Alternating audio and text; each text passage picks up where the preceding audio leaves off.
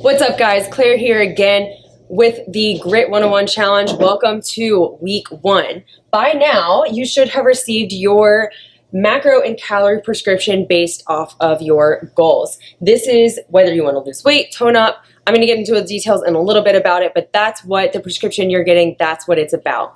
And we know it seems like a lot, but again, kind of go back to that first video, trust the process, it is going to work.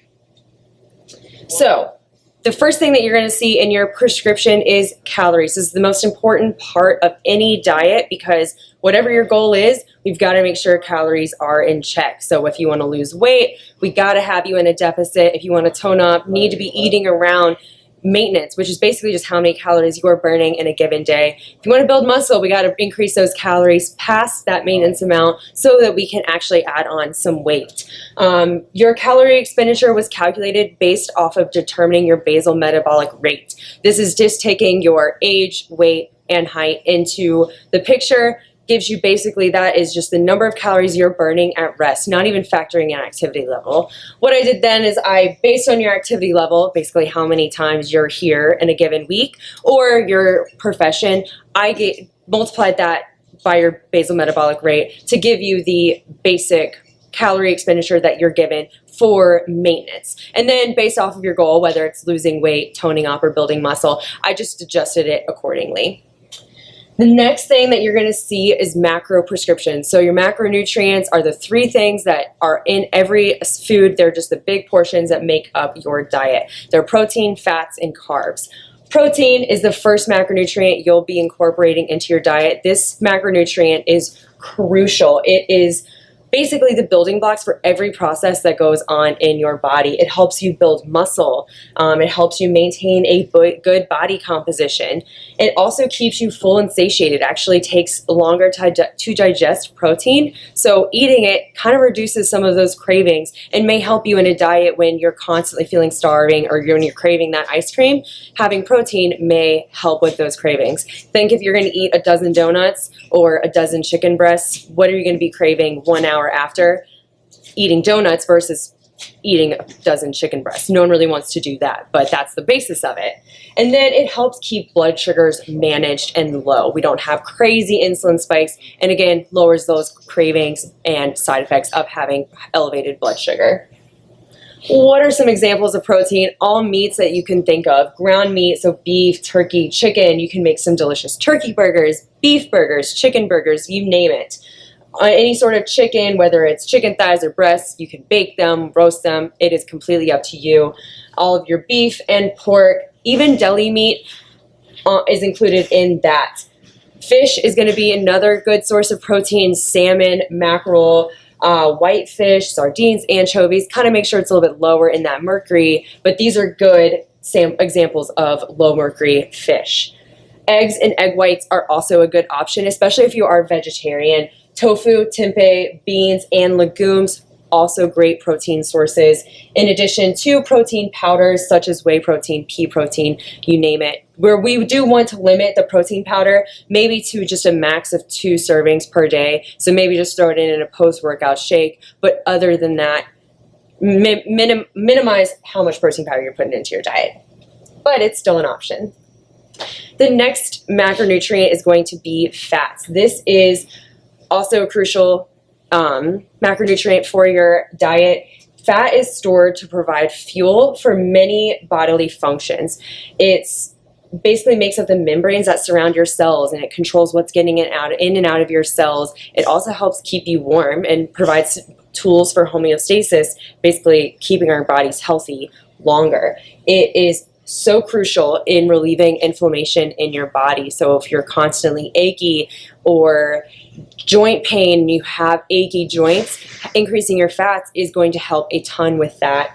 Also, fats are very essential at regulating hormone levels because they help produce and make the hormone levels and keep things like testosterone and estrogen and other essential hormones kind of regulated in that sense.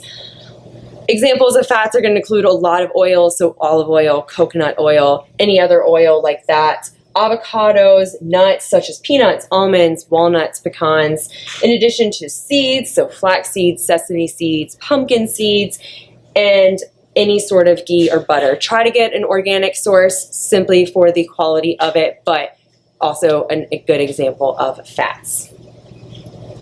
The last macronutrient is going to be our carbohydrates. This is the final macronutrient we're going to be including into your diet. These carbs provide many benefits, and they have a little bit of a kind of negative side effect to it, but there's a ton of benefits that carbs provide, so they should be included into your diet. They will improve your mood. They provide energy for all of you guys crushing it at your GritBox fitness classes, at kickboxing or boot camp or personal training. You're using this thing called glycogen, and carbs are the one thing that makes up glycogen. So if you are crushing it in the gym, then you do need to have some carbohydrates fuel you for that activity. It also protects your muscles. If you are not having glycogen stored to provide energy for your workouts, then your body's going to go into your muscles. So you're not going to be able to build muscle, and you're constantly going to feel achy and sore. Maybe some delayed onset muscle soreness is going to pipe in. Eating carbs reduces that. It's also going to manage stress by lowering and turning off your cortisol, and it will increase melatonin so that you're able to sleep better at night, further making you feel better, helping you more into the gym. Carbs are going to include all of your fruits and vegetables. So not all carbs are bad carbs. All of your vegetables and fruits are going to be included in this, and it can include all your green vegetables, mushrooms, peas, asparagus, you name it, in addition to some of the more root vegetables like turnips and carrots and beets. Also, potatoes and sweet potatoes do count as well. Those are still fantastic for you. And all of your fruits and starchy processed carbs, we're thinking bread, rice, quinoa, you name it, those are going to be other good sources of carbs as well. So each week we're going to end with a challenge that you're going to accomplish for the week. This week, your goal is to hit these macros. You don't have to have it done completely on day one. We have a little bit of tools for you to crush these macros and not feel overwhelmed in the process. So I'm going to have you guys using MyFitnessPal. It is an easy download. It is free and easy to use. The first couple of days, what I recommend is that you just take a couple of days, 1 to 2, and just log what you would do on a normal day. Don't change anything up. At the end of each day, after you've done logging everything, you're just going to look and see how close were you to those macros, and what are some changes that you could make moving forward to help put you in better success to hitting those macros. After day 2 or 3, where you're kind of a little bit more used to logging in MyFitnessPal, that's where you're going to start making some of those changes. So say you got to the end of the day and you noticed you were spot on with carbs and fats, but you ate 5 grams of protein. Well, you're going to notice, okay, maybe I should take a little bit more time, eat a little bit more protein at each meal, so you're able to build yourself up to those levels. And once we are able to do that, by the end of this week, what I want you guys to be doing by the next Monday is that you're able to pre-log the day before and have everything set up. So if you're supposed to eat 100 grams of protein, fats, and carbs, then you're able to the next day be like, okay, I'm going to have breakfast, lunch, and dinner, so that it is fitting those macros and you're set up for success the oncoming day. So that is going to be your plan for the week. If you have any questions, again, feel free to contact Danny or myself, and we will answer those questions for you. Have a great week.